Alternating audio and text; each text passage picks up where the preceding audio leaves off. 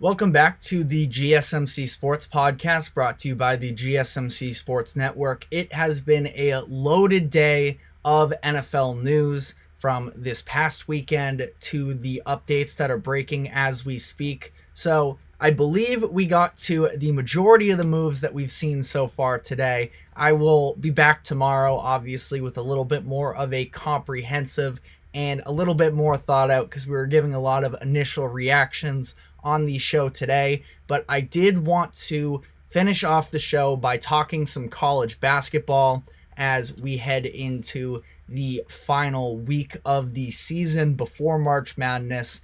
Extremely exciting stuff here. So without further ado, we will start, before even getting into the polls themselves, talking about the fact that we have a few teams that have already punched their ticket into the tournament, with a couple of the conference tournaments wrapping up.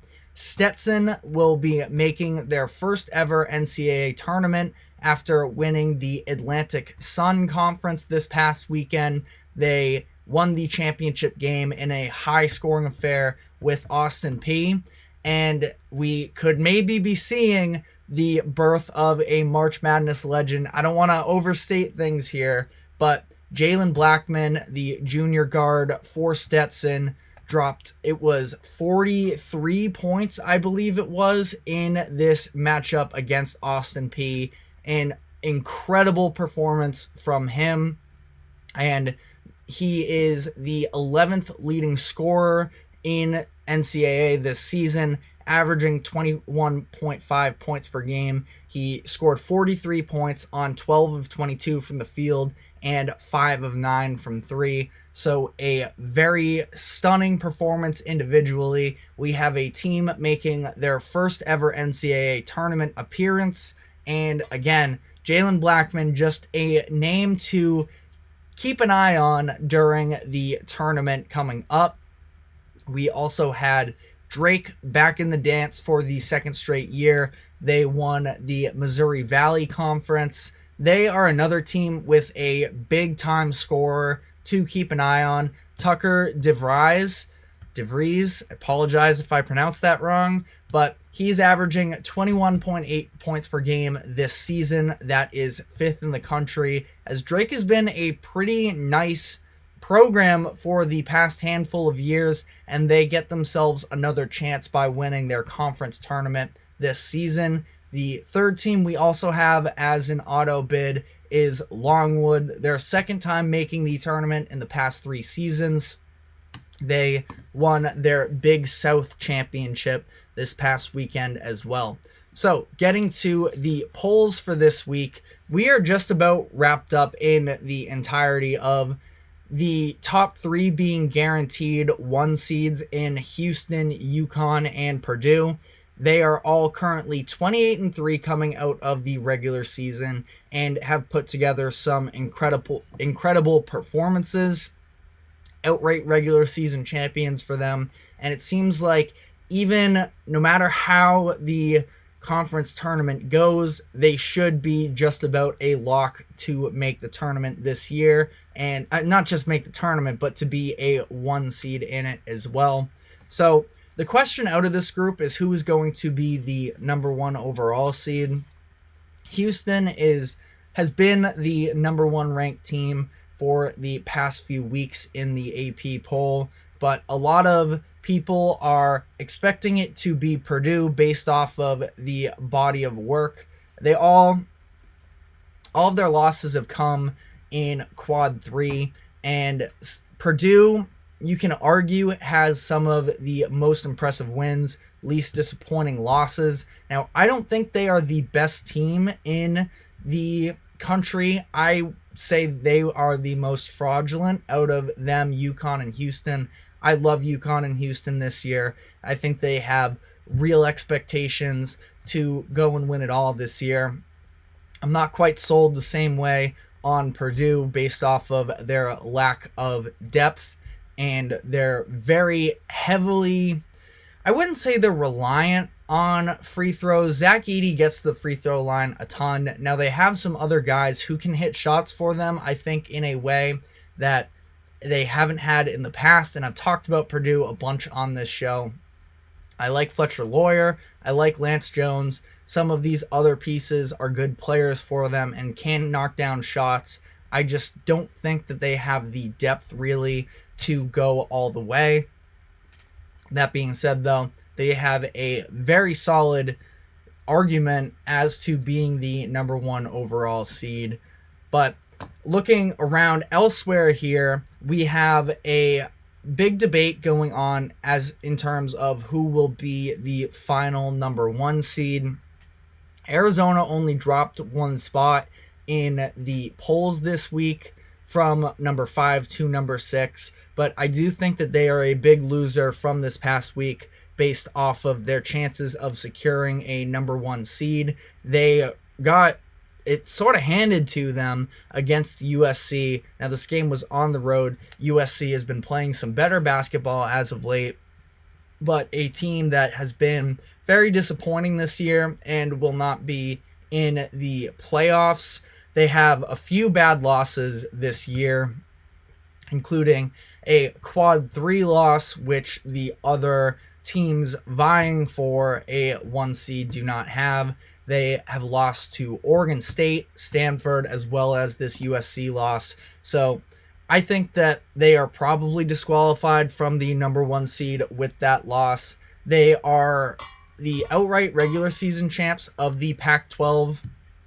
If they go on a run and win the Pac-12 in the tournament and have UNC and Tennessee both early exits against their conference rivals in the tournament, then perhaps we could see them sneak into the 1 seed. Tennessee also did lose this weekend, but I think it was a lot more respectable of a loss to Kentucky. Now, this game was at home, so it does hurt them, but I don't think it hurts them the same way that Arizona is hurt from this USC loss. And ultimately, Arizona is still a very good team as well. It's not like I'm counting them out from the tournament as a whole, just in terms of them being set up for the number 1 overall seed. I think that the final one is going to be going to North Carolina here, where they have put themselves in a really nice position. They climbed 3 spots in the polls this week, and they have a wonderful chance here in the ACC tournament that's a lot weaker to sort of come away with it, as opposed to Tennessee, who's the other team that's really in contention. But I think that the SEC is deeper, and there is more of a chance of them being upset.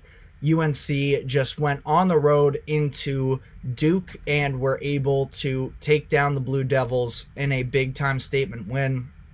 They sweep the season series there, and they're playing some really great basketball again, where they were positioning themselves really well for the number 1 seed for a lot of the year, but things started going sideways for them after they beat Duke, where they started dropping some more games in February, where they had lost to Clemson and Syracuse. But I think that they are back on the right trajectory here. Again, hard to say they're playing their best basketball of the year because they started out the year very well as well, but they are headed in the right direction, and I think that they probably lock up that final number 1 seed. Now, other movement here in the polls, we have Kentucky climbing up 6 spots, where, as we mentioned, they had just knocked off Tennessee on the road. There's no doubt about the talent level that is there with Kentucky. It's just a matter of the consistency of a very young team, of relying on a lot of buckets where they are not good on the defensive side of the ball, and they really are leaning heavily on these young guys to carry the offensive load for them.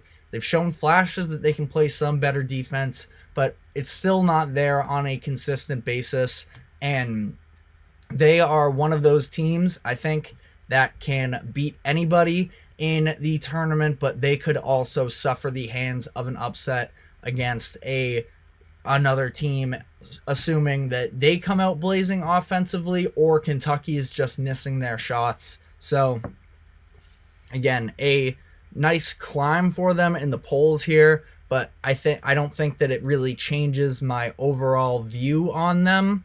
A couple other teams that dropped some this past week would be Marquette. Now, wouldn't overreact to that, where Tyler Kolek was unable to play in the past couple games. So it's not that I feel differently about them as a team as a whole, but if they are going to make a run, they need Kolek back and healthy, and they need it very soon. We also had Alabama drop a handful of spots as well, where Bama is a team where they had a tough week. Tennessee handed it to them on their home court. They were then blown out by Florida on the road, where they allowed 105 points.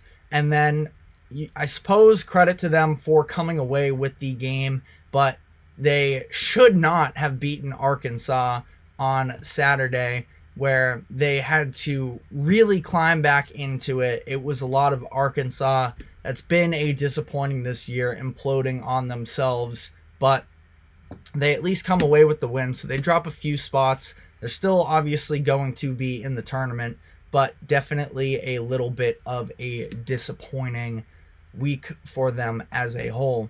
Now, just some updates on what the schedule for today looks like, or for the week really looks like as a whole.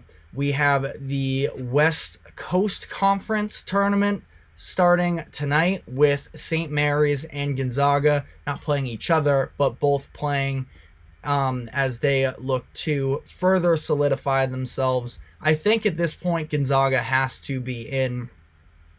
Gonzaga, I got some negativity based off of the way that I pronounce their name. It's Gonzaga, but they should be in at this point. Just a matter of where they're going to see themselves be seeded. And then you have the rest of the conference tournament starting later this week. You have a lot of ACC matchups on Tuesday. You get some Big 12 coming up in the next couple days as well. So we will be continuing to monitor these situations as the week plays out.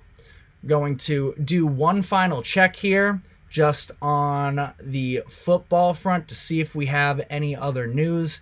We do have some contract details with the Falcons and Kirk Cousins, where it is a 4-year deal worth $180 million. So 45 per year is pretty crazy for a player in his mid-30s coming off of an Achilles injury. Now, I do think that this is probably a good move in terms of the Falcons headed in the right direction, but this is a move that definitely comes with risk as well. So will be very interesting to see what Raheem Morris and this Falcons coaching staff is able to come away with this run with, because they definitely just shelled out the money for it. And we've seen some of these veteran quarterbacks as of late not quite live up to expectations. Russell Wilson being an example of that just the past couple seasons. But that is all we have time for today. Thank you very much for tuning in to the GSMC Sports Podcast. Thank you to the GSMC Sports Network for allowing us to host this show. Just a reminder to like, follow, subscribe, wherever you may be keeping up with us. And we will be back tomorrow at 2 o'clock. So we will see you then.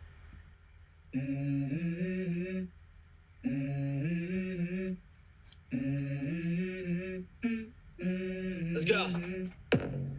I wake up to a little bit of drool on my pillow, feel like it's gonna be a bad day. Yeah, I'm tired of shit, and the coffee ain't hit yet. Damn, ain't that great. I don't wanna go.